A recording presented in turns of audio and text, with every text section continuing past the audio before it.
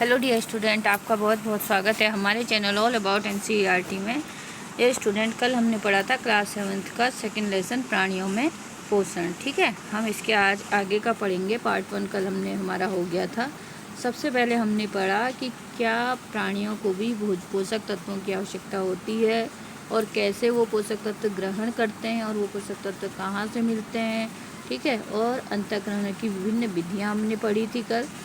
ठीक है, और क्या क्या हमने पढ़ा था, मानव में पाचन किस तरीके से होता है, ये सब हमने कल आपको इस डायग्राम में दिखाया था और ये सब बताया था। ठीक है, मुख और मुख गुहिका और दांत कितने होते हैं, ये सब हमने कल आपको बताया था।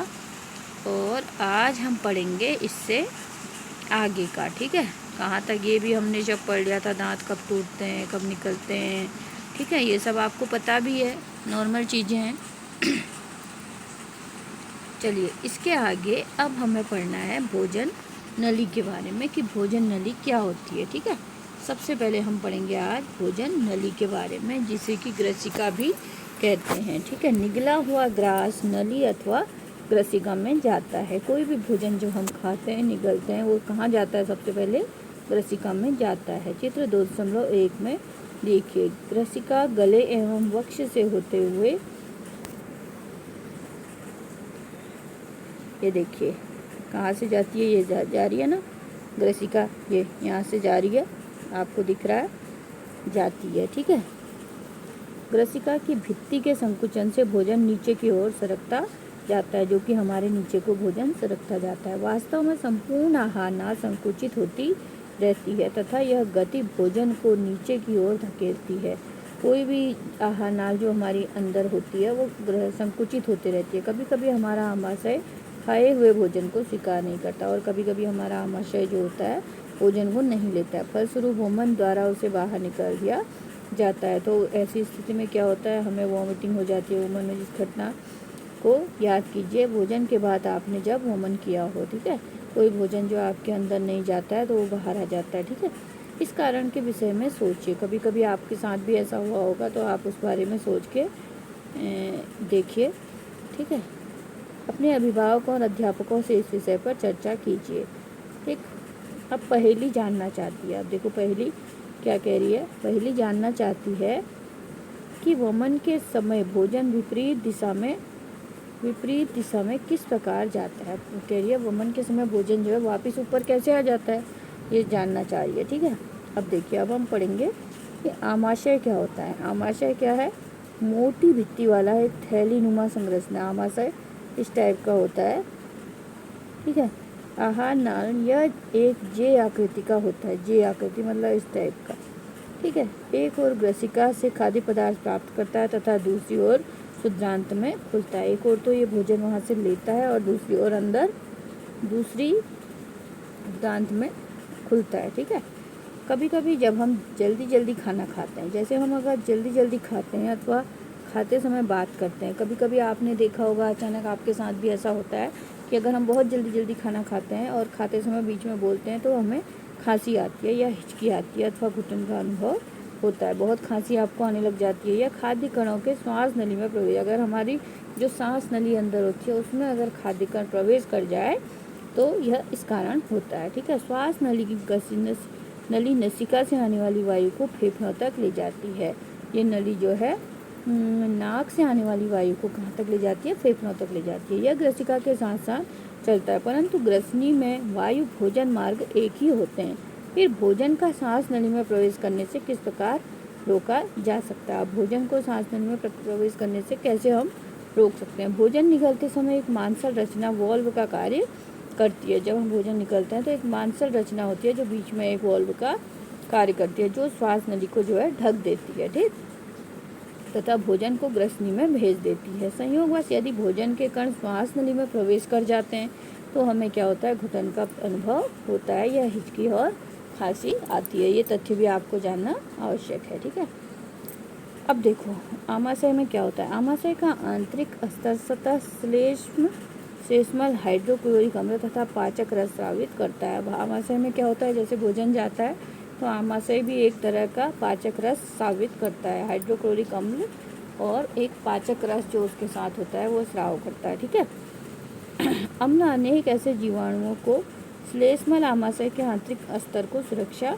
प्रदान करता है। अम्ल ऐसे जीवाणुओं को नष्ट करता है जो भोजन के साथ वहाँ पहुँच जाते हैं, और भोजन के साथ जो कई जीवाश्म वहाँ पहुँच जाते हैं, अम्ल उनको नष्ट कर देता है। ठीक है, साथ ही यह माध्यम को अम्लीय बनाता है, जिसमें पाचक रसों को क्रिया करने में सहायता मिलती है। पाचक रस जठर रस प्रोटीन का सरल पदार्थों में विघटित कर देता है। जो आमाशय में पाचक रस निकलता है वो जो है प्रोटीन को सरल पदार्थों में विघटित कर देता है। ठीक है, सरल पदार्थों में बदल देता है। ठीक, अब देखो शुद्रांत क्या है। शुद्रांत ये क्या चीज़ है। ठीक, शुद्रांत पढ़ेंगे। शुद्रांत लगभग 7.5 मीटर लंबी अत्यधिक कुंडलित नली है। एक इस टाइप की नली जो ऐसे होती है, यकृत और अग्न्याशय से स्राव प्राप्त करती है। अब ये यकृत और अग्न्याशय से क्या लेती है, जो रस मिलता है, जो स्राव मिलता है वो यहाँ जाता है। इसके अतिरिक्त इसकी भित्ति से भी कुछ रस स्रावित होता है, और इसके अंदर जो भित्ति होती है इससे भी कोई रस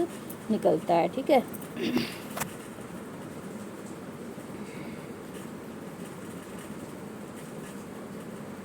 और यकृत लाल भूरे रंग की ग्रंथि है। यकृत की एक यकृत भी शरीर में हमारे होता है जो लाल भूरे रंग का होता है, जो उदर के ऊपरी भाग में दाहिनी ओर अवस्थित होता है। यह शरीर की सबसे बड़ी ग्रंथि है। यकृत जो है शरीर में सबसे बड़ी ग्रंथि होती है। यह पित्त रस स्रावित करती है। यह भी एक प्रकार का रस स्रावित करती है जो पित्त रस कहलाता है, जो एक थैली नुमा संग्रहित होता है, जिसे पित्ताशय कहते हैं। पित्त रस क्या वसा के पाचन में महत्वपूर्ण भूमिका निभाता है। प्रोटीन के पाचन में कौन निभा रहा था, जठर रस निभा रहा था, पाचक रस जो कि आमाशय से निकल रहा था, और पित्त रस जो है यकृत से निकल रहा है, जो कि वसा के पाचन में भूमिका निभाता है। ठीक है, ये आपको यहाँ याद रखना है। ये अग्न्याशय हल्के पीले रंग की एक बड़ी ग्रंथि होती है। अग्न्याशय क्या है, एक पीले रंग की बड़ी ग्रंथि होती है जो आमाशय के नीचे स्थित होती है। अग्न्याशय कार्बोहाइड्रेट्स एवं प्रोटीन पर क्रिया करता है तथा उसको सरल रूप में परिवर्तित कर देता है। आंशिक रूप से पचा भोजन शुद्रांत के निचले भाग में पहुंच जाता है। जो आंशिक रूप से पचा हुआ भोजन होता है वो शुद्रांत के नीचे पहुंच जाता है, जहां आंत्र रस पाचक क्रिया को पूर्ण कर देता है। कार्बोहाइड्रेट सरल शर्करा जैसे ग्लूकोज में परिवर्तित हो जाते हैं, और वसा अम्ल तथा ग्लिसरॉल में प्रोटीन एमिनो अम्ल में बदल जाता है। ठीक है, अब देखो शुद्रांत में अवशोषण। शुद्रांत में कैसे अवशोषण होता है। ठीक, शुद्रांत में भी अवशोषण होता है। ये कैसे होगा, पचा हुआ भोजन अवशोषित होकर शुद्रांत की भित्ति में स्थित रुधिर वाहिकाओं में चले जाता है। अब शुद्रांत से जब भोजन पचता है तो वहाँ से कहाँ जाता है, रक्त वाहिकाएँ, जो हमारे शरीर में अनेक प्रकार की रक्त वाहिकाएँ होती है, उनमें जो भोजन अच्छा भोजन होता है वो उनमें चला जाता है। इस प्रक्रम को अवशोषण कहते हैं। इससे क्या होता है, इसी प्रक्रिया को क्या कहा जाता है, अवशोषण कहा जाता है। शुद्रांत की आंतरिक भित्ति पर उंगली के समान उभरी हुई संरचनाएं होती हैं, जिन्हें दीर्घरम या रसांकुर कहते हैं। ठीक है, क्या आप अनुमान लगा सकते हैं कि दीर्घ रोम या आंत्र में क्या भूमिका है। अब आप इसका अनुमान लगा सकते हैं कि दीर्घ रोम का हमारे शरीर की आंत में क्या भूमिका है। ठीक है, दीर्घ रोम पचे हुए भोजन के अवशोषण हेतु तल क्षेत्र बढ़ा देते हैं। प्रत्येक दीर्घ रोम में सूक्ष्म रुधिर वाहिकाओं का जाल फैला होता है। किसी भी प्रत्येक दीर्घ रोम में सूक्ष्म रुधिर वाहिकाएं फैली होती हैं। दीर्घ रोम की सतह से पचे हुए भोजन का अवशोषण होता है तथा यह रुधिर वाहिकाओं में चला जाता है। अवशोषित पदार्थ का स्थानांतरण रुधिर वाहिकाओं द्वारा शरीर के विभिन्न भागों तक होता है। ठीक है, जहाँ उनका उपयोग जटिल पदार्थों को बनाने में किया जाता है, रुधिर वाहिकाओं का। ठीक है, अवशोषित पदार्थों का स्थानांतरण रुधिर वाहिकाओं द्वारा शरीर के विभिन्न भागों में होता है। जो भी अवशोषित पदार्थ हम लेते हैं उसका रुधिर वाहिकाओं द्वारा शरीर के विभिन्न भागों में जाता है। ठीक है, इस प्रक्रम को स्वांगीकरण कहते हैं। कोशिकाओं में उपस्थित ग्लूकोज का विघटन ऑक्सीजन की सहायता से कार्बन डाइऑक्साइड एवं जल में हो जाता है और ऊर्जा मुक्त होती है। ठीक है, भोजन का वह भाग जिसका पाचन नहीं हो पाता। अब जो भोजन पाचन हो जाता है वो तो रुधिर वाहिकाओं से शरीर के अन्य हिस्सों में चले जाता है। अब जिसका पाचन नहीं हो पाता या अवशोषण नहीं होता, वो बृहदांत में भेजा जाता है या बड़ी आंत में भेज दिया जाता है। बृहदांत मतलब बड़ी आंत और शुद्धांत मतलब छोटी आंत, ठीक है। अब बृहदांत क्या है देखो, बृहदांत शुद्धांत की अपेक्षा चौड़ी और छोटी होती है। यह लगभग 1.5 मीटर लंबी होती है, ठीक है। इसका मुख्य कार्य जल एवं कुछ लवणों का अवशोषण करना है। इसका काम होता है कि जल और कुछ लवणों को अवशोषित कर देती है, और जो अपचित भोजन होता है, जो शरीर में हमारे पचता हुआ भोजन नहीं है, उसे मलाशय में चला जाता है। अर्धठोस मल के रूप में रहता है तथा कुछ अपचा हुआ भोजन अपचित पदार्थ मलाशय में चला जाता है तो अर्धठोस मल के रूप में रहता है। समय समय पर गुदा द्वारा मल बाहर निकल जाता है, और जो नहीं पचा होता है वो मल गुदा द्वारा बाहर निकल जाता है। इसे निष्कासन कहते हैं, ठीक है। अब देखिए घास खाने वाले जंतुओं में पाचन। अब आपको अभी तक तो मनुष्य में पाचन आपको पता चला, अब हम देखेंगे कि घास खाने वाले जंतुओं में कैसे पाचन होता है, ठीक है। क्या आपने गाय भैंस तथा घास खाने वाले जंतुओं को देखा होगा ऑब्वियसली सभी ने देखा होगा। वे उस समय भी लगातार जुगाली करते रहते हैं जब वे खा न रहे हों। जैसे कि वो जब नहीं भी खाते हैं तो उस समय भी उनका मुंह जो है चलता रहता है, हर समय आपने देखा होगा, ठीक है। तो ऐसा क्यों होता है? वास्तव में पहले घास को जल्दी जल्दी निगल कर आमाशय के एक भाग में भंडारित। तो जानवर लोग क्या करते हैं कि सारी घास जहाँ भी चर रहे होते हैं वो करते हैं जल्दी जल्दी खाते हैं और अपने आमाशय में भंडार कर लेते हैं। यह भाग रुमेन प्रथम आमाशय कहलाता है। तो वो भाग क्या कहलाता है? उनका प्रथम आमाशय। रूमिनेंट में आमाशय 4 भागों में बटा होता है। इसमें आमाशय जो है उनका 4 भागों में बट जाता है। रुमेन में भोजन का आंशिक पाचन होता है जिसे जुगाल कहते हैं, परंतु बाद में जंतु इसको छोटे पिंडकों के रूप में पुनः मुख में चबाता रहता है। बाद में जो है जंतु इसे धीरे धीरे मुंह में लाते रहता है और उसे चबाता रहता है, ठीक है। इस प्रक्रम को रोमंथन कहते हैं, ठीक। अब ये देखो यहाँ से गाय ने घास खाई, फटाफट खाई, यहाँ स्टोर कर ली, ठीक है। स्टोर कर लेते हैं, बाद में ये यहाँ से लेके धीरे धीरे उसको चबाते रहते हैं, ठीक। इस तरह से जानवरों में होता है। ये आमाशय में स्टोर कर लेते हैं और ये फिर इनके अंदर नाल जुड़ी होती है, ठीक है। अब देखो अब क्या बताया जा रहा है अगला, दस्त क्या होते हैं। कभी कभी आपको जल रूपी पतले मल के बार बार निष्कासन की आवश्यकता होती है। कभी कभी आपको भी दस्त लगते होंगे, पतला मल जो है बार बार निकलता है तो उसे हम कहते हैं कि दस्त लग रहे हैं।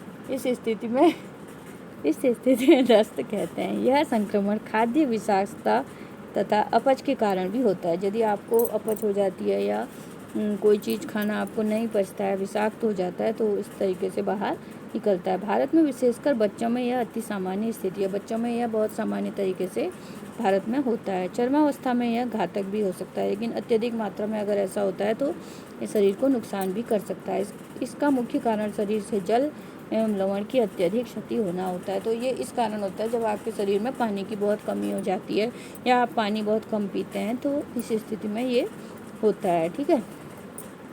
इसे सहजता से नहीं टालना। चिकित्सक के पास जाने से पूर्व रोगी को उबालकर ठंडा किए हुए जल में नमक और चीनी घोलकर पिलाना चाहिए। इसे जीवन रक्षक घोल या ORS भी कहते हैं। तो किसी भी रोगी को अगर ऐसी स्थिति होती है या आप लोग को भी ऐसा होता है तो सबसे पहले एक गिलास में पानी लीजिए, उसमें थोड़ा सा नमक और थोड़ा सा चीनी बराबर मात्रा में मिलाकर उसको पीते रहिए बार बार, ठीक है।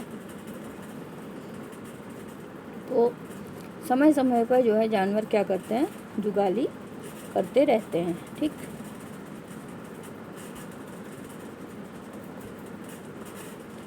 ऐसे जंतु रूमिनेंट अथवा रोमंथी कहलाते हैं। तो ऐसे जानवरों को क्या कहा जाता है, रूमिनेंट कहा है। घास में सेलुलोज की प्रचुरता होती है जो एक प्रकार का कार्बोहाइड्रेट है। तो घास में जो है सेलुलोज की मात्रा बहुत अधिक होती है।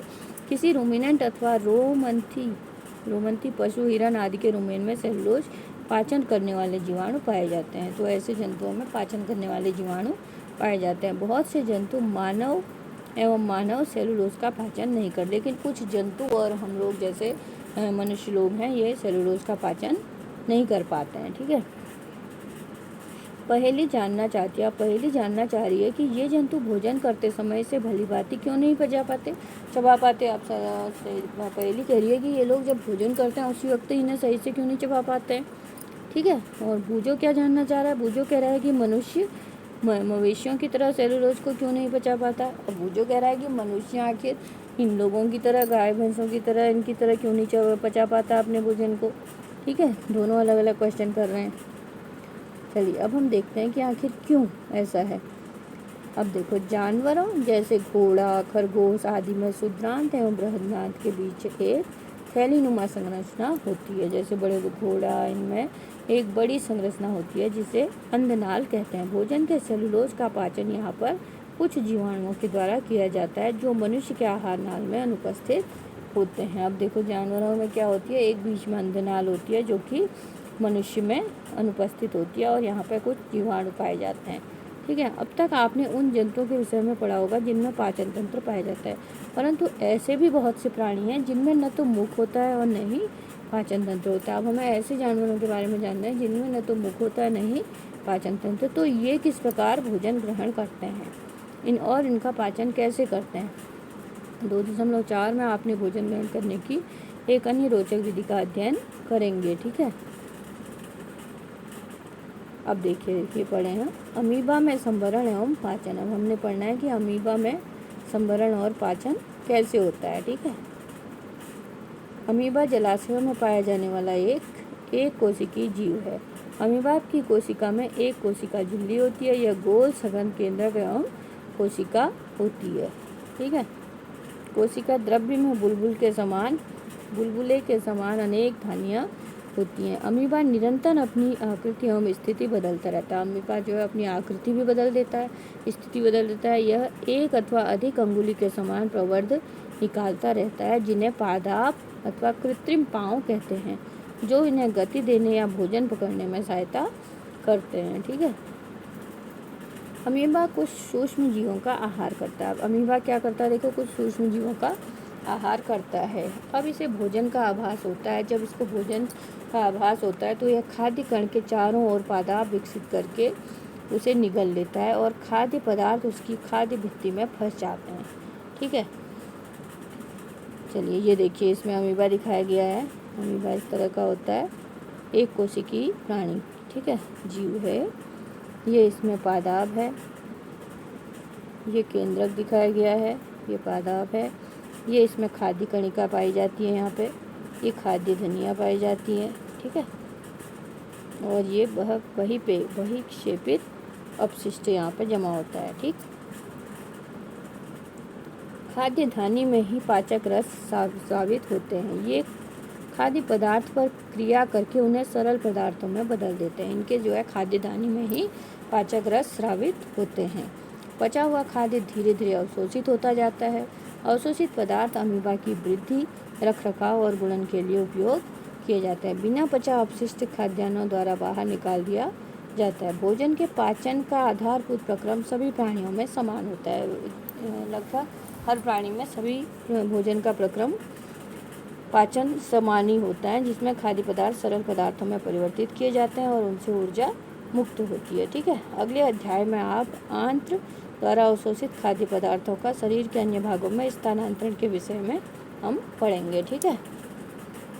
चलिए, अब हमने इस लेसन में क्या क्या प्रमुख शब्द जो पढ़े थे, अवशोषण पढ़ा था, एमिनो अम्ल पढ़ा हमने, स्वांगीकरण पढ़ा, पित्त रस पढ़ा, मुख गुहिका पढ़ी क्या होती है, रत्नक पढ़े, सेलुलोज पढ़े, पाचन तंत्र, ठीक है, और निष्कासन मतलब वसा अम्ल पढ़े, खाद्य धानी पढ़ी, पित्ताशय, कृतंक, अंतर्ग्रहण, यकृत, ये सब आपने नए शब्द पढ़े, ग्रसिका, अग्न्याशय, अग्रचवर्णक, ठीक है, ये सब आपने पढ़ा था।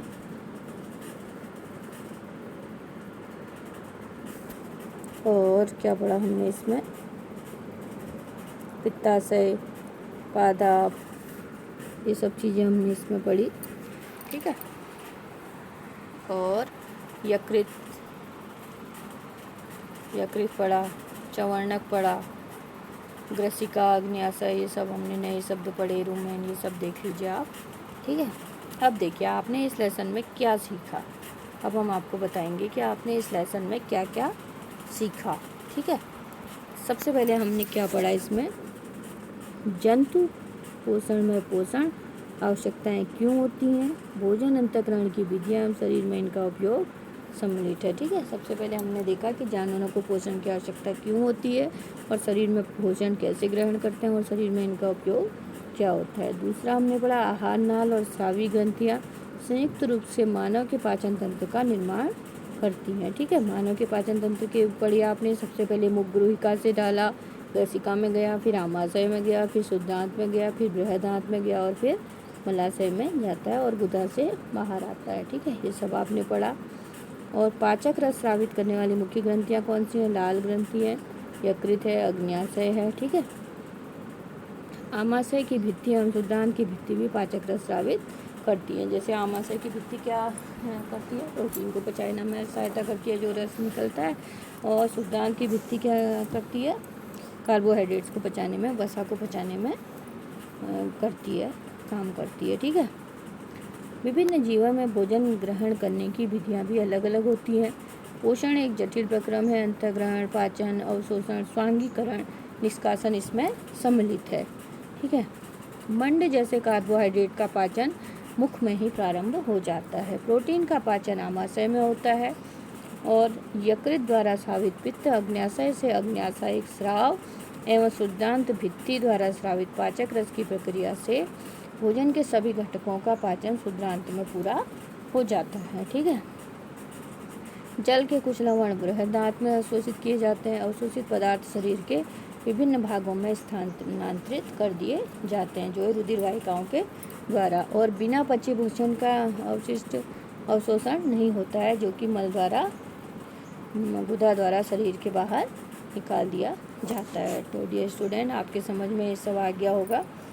और गाय एवं भैंस, हिरण जैसे खाद्य खाने वाले, घास खाने वाले रोमंथी कहलाते हैं। रूमिनेंट वे पत्तियों का अंतःग्रहण तीव्रता से करके उन्हें पहले निगल लेते हैं और बाद में जुगाली करते हैं और धीरे धीरे उसे चबाते रहते हैं, और अंतराल कुछ समय के बाद वह भोजन उनके मुख में पुनः आ जाता है और वो बैठकर धीरे धीरे उसे चबाते रहते हैं। अमीबा में भोजन का अंतःग्रहण पादाप की सहायता से होता है। इसका पाचन खाद्य धानी में होता है। तो डियर स्टूडेंट, आपके समझ में आज ये सब आ गया होगा कि किस तरह जंतुओं में भी पोषण की आवश्यकता होती है और कैसे उनमें पाचन होता है। ठीक है, अब इसके कल को हम आपको इसके क्वेश्चन आंसर कराएंगे, तब तक आप इस लेसन को पढ़िए और इसे समझने की कोशिश कीजिए। और आज आपका ये लेसन समाप्त होता है, और लाइक और शेयर ज़रूर कीजिएगा, तब हम आपके लिए नए नए लेसन और नए नए वीडियो लेकर आएंगे, और भी आपके लिए हम शॉर्ट आंसर क्वेश्चंस भी लेके आएंगे। और लाइक और शेयर ज़रूर कीजिए और सब्सक्राइब ज़रूर कीजिएगा। Thanks for watching.